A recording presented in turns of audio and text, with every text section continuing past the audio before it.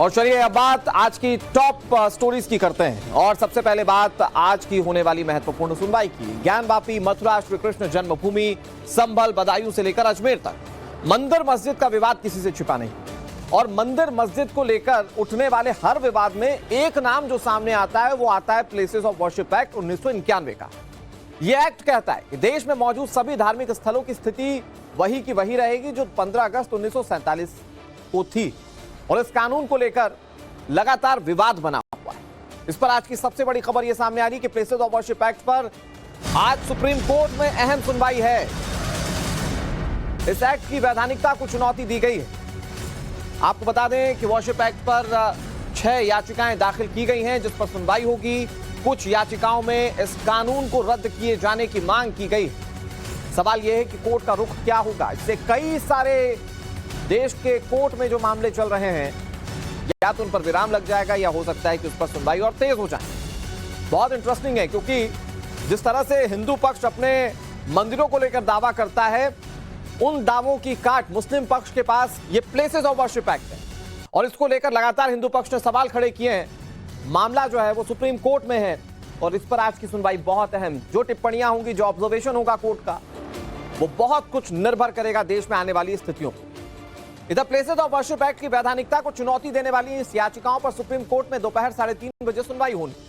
Chief justice Sanjeev Khanna, justice PV Sanjay Kumar और justice केवी विश्वनाथ की 3 जजों की स्पेशल बेंच इस मामले की सुनवाई करेंगी। वो 3 जजेस कौन से हैं? बड़ा दारोमदार है सुप्रीम कोर्ट के जजेस के ऊपर। और वो तीनों जजेस की जो फोटोज हैं, जो उनके चेहरे हैं, वो हम आपको दिखा रहे हैं। इसमें सबसे पहले chief justice of India Sanjeev Khanna का नाम है।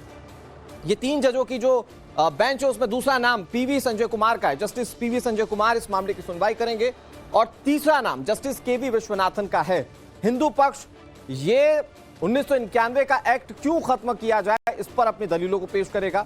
दूसरी तरफ मुस्लिम पक्ष इस पर अपनी तमाम चीजों को रखेगा कि क्यों ये कोर्ट ये जो कानून है वो देश के लिए जरूरी है। ये सुनवाई क्या होगी इस पर हम आपको तमाम अपडेट देंगे। लेकिन विष्णु शंकर जैन, हिंदू पक्ष के वकील, क्या कह रहे हैं वो आपको सुनाते हैं। क्योंकि सिर्फ और सिर्फ हम ये बात कर रहे हैं कि एक्ट इटसेल्फ अनकॉन्स्टिट्यूशनल है। पार्लियामेंट को कोई लेजिस्लेटिव कॉम्पिटेंस नहीं है इस तरह का कानून बनाने की।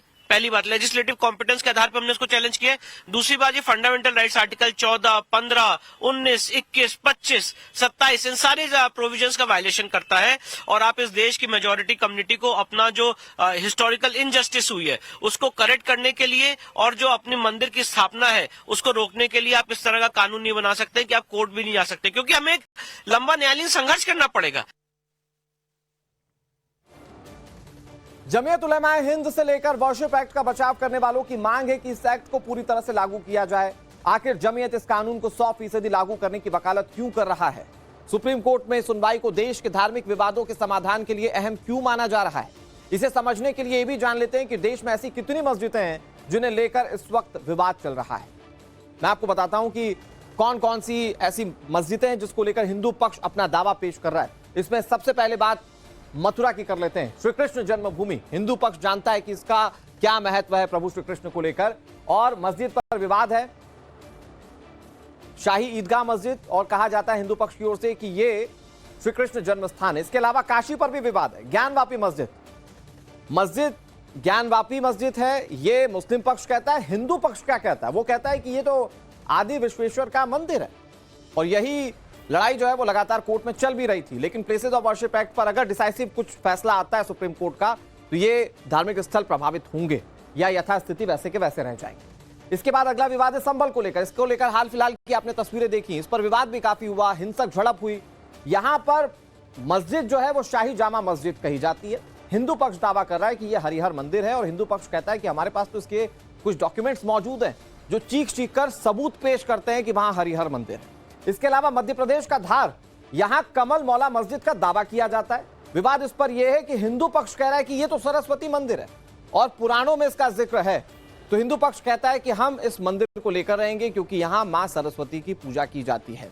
इसके अलावा विवाद राजधानी दिल्ली में भी, यहां कुव्वत अल इस्लाम जो मस्जिद है उस पर विवाद है। हिंदू पक्ष इस पर दावा करता है कि यह तो हिंदू और जैनों का मंदिर है, इसको लेकर भी विवाद है। और आज की सुनवाई इन तमाम विवादित स्थलों से काफी ज्यादा प्रभावित होगी। इसके अलावा विदिशा, मध्य प्रदेश का विदिशा बीजा मंडल मस्जिद, इसको लेकर हिंदू पक्ष कह रहा है कि यह चर्चिका देवी मंदिर है। जौनपुर की बात कर लेते हैं, यहां अटाला मस्जिद को लेकर विवाद है, जो हिंदू पक्ष कह रहा है कि यह अटला देवी मंदिर है।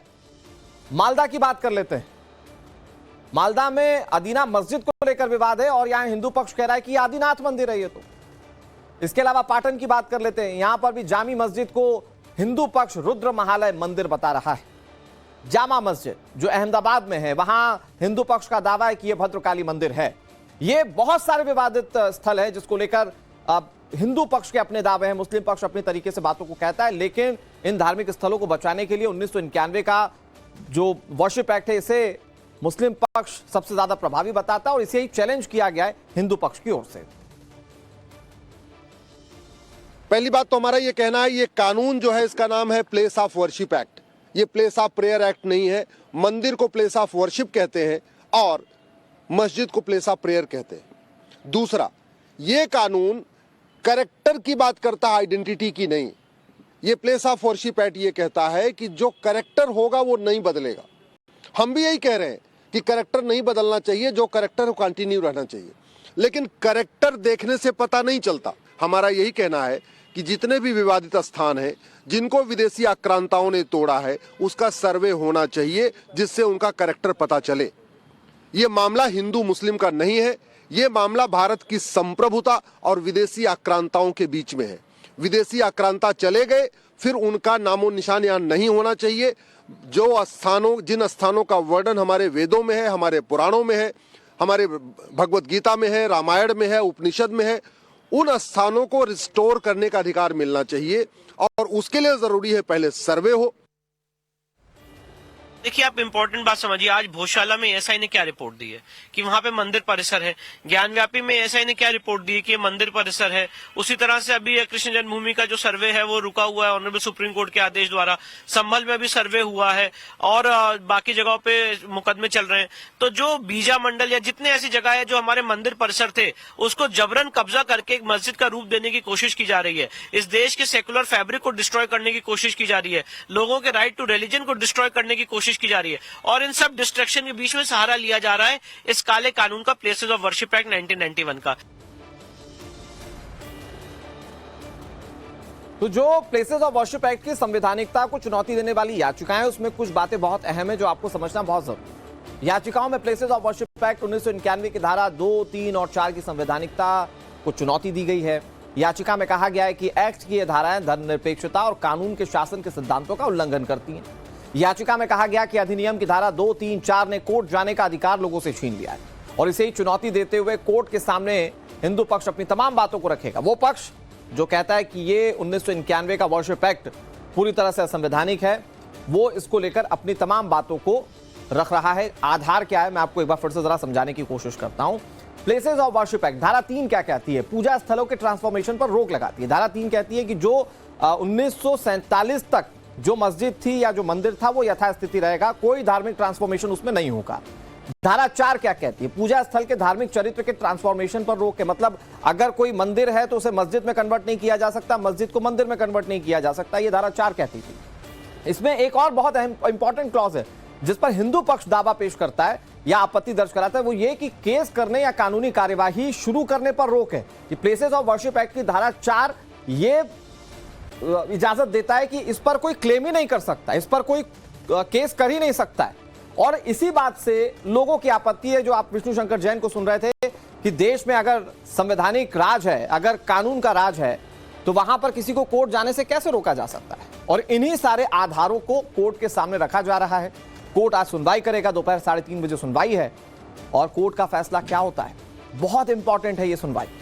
प्लेसेस ऑफ वर्शिप एक्ट के खिलाफ लगातार एक पक्ष बोलता रहा है, क्योंकि इससे अब तक कई ऐसे धार्मिक स्थल हैं जिसमें कोई छेड़छाड़ नहीं की गई, जिस पर कोई क्लेम नहीं किया गया, लेकिन अब इसकी वैधानिकता को लगातार चैलेंज किया जा रहा है। और उसमें आज की सुनवाई बहुत इंपॉर्टेंट। हमारे सहयोगी गौरव ज्यादा जानकारी के साथ जुड़ गए। गौरव, 3:30 बजे सुप्रीम कोर्ट में सुनवाई होगी, 3 जजों की बेंच इस मामले की सुनवाई करेगी। आज की सुनवाई कितनी इंपॉर्टेंट है, क्योंकि हिंदू पक्ष को हम लगातार सुन रहे हैं और वो कुछ चीजों को फैक्चुअली कोर्ट के सामने रखने की बात कह रहे हैं।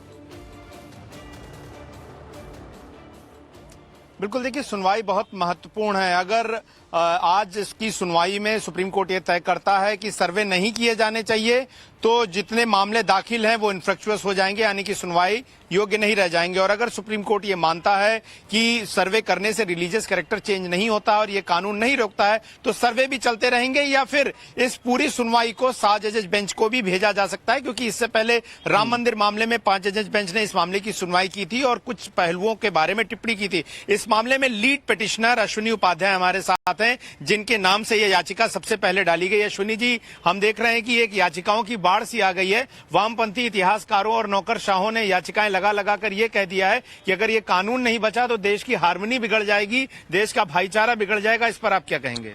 देखिए गौरव जी, पहली बात तो ये जो मामला है ना, ये हिंदू मुस्लिम का नहीं है, ये भारत की संप्रभुता और विदेशी आक्रांताओं के बीच में लड़ाई है। जबरदस्ती लोग इसमें आक्रांताओं का समर्थन कर रहे हैं। जो लोग हमारी याचिका का विरोध कर रहे हैं, इनफैक्ट वो बाबर, हुमायूं, तुगलक, गजनी, गोरी के इलीगल कामों को लीगलाइज करने की बात कर रहे हैं। ये कानून प्लेस ऑफ वर्शिप एक्ट है। प्लेस ऑफ वर्शिप और प्लेस ऑफ प्रेयर में डिफरेंस होता है। प्लेस ऑफ वर्शिप का मतलब मंदिर होता है और मस्जिद को प्लेस ऑफ प्रेयर कहते हैं। दूसरा, ये कानून कहता है रिलीजियस कैरेक्टर कंटिन्यू रहेगा।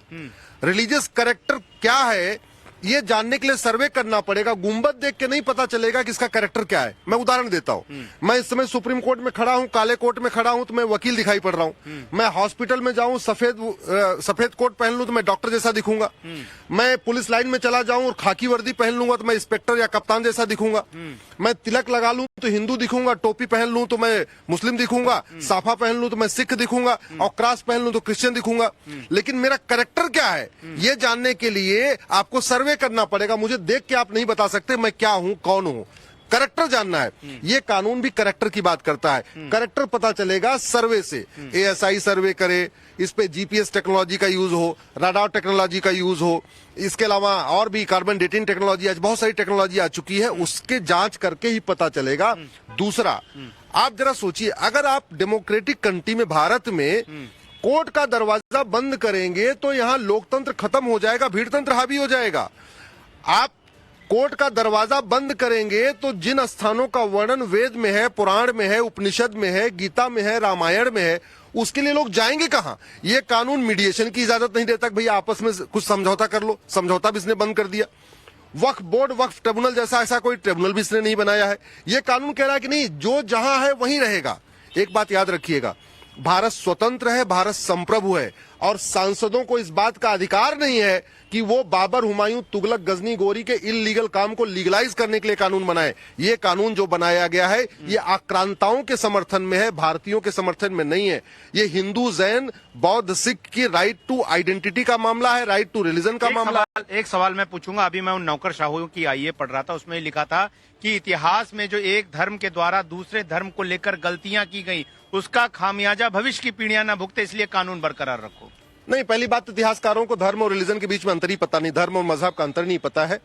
इस्लाम कोई धर्म नहीं है, इस्लाम एक मजहब है, ठीक है। और जो लोग कहते हैं मजहब नहीं सिखाता आपस में बैर रखना, तो मैं उनको बताऊं मजहब ही सिखाता आपस में बैर रखना। इसीलिए चुन चुन के मंदिरों को तोड़ा गया। भारत में जमीन की कमी नहीं थी, समतल जमीन पे मस्जिद बना लेते, लेकिन समतल जमीन पे मस्जिद नहीं बनाया। बाकायदा काशी, मथुरा, भद्रकाली, भोजशाला, अटाला का जो हमारे पौराणिक मंदिर थे उनके ऊपर मस्जिद बनाया, क्योंकि उनको हिंदुओं का स्वाभिमान कुचलना था, भारतीयों का स्वाभिमान कुचलना था। इसलिए मैं अपने मुस्लिम भाइयों से कहना चाहूंगा, ये मामला हिंदू और मुस्लिम का नहीं है, ये मामला बाकायदा भारतीयों का। बहुत लंबी लड़ाई इसके लिए लड़ते रहे हैं, इस एक्ट को चुनौती देते रहे हैं और अब वाकई में जो वो चुनौती देता है, जिन ग्राउंड्स पर चुनौती देता है उसको परखेगा कोर्ट और वहां पर क्या होता है इस पर नजर बनी हुई है। बहुत शुक्रिया गौरव आपका।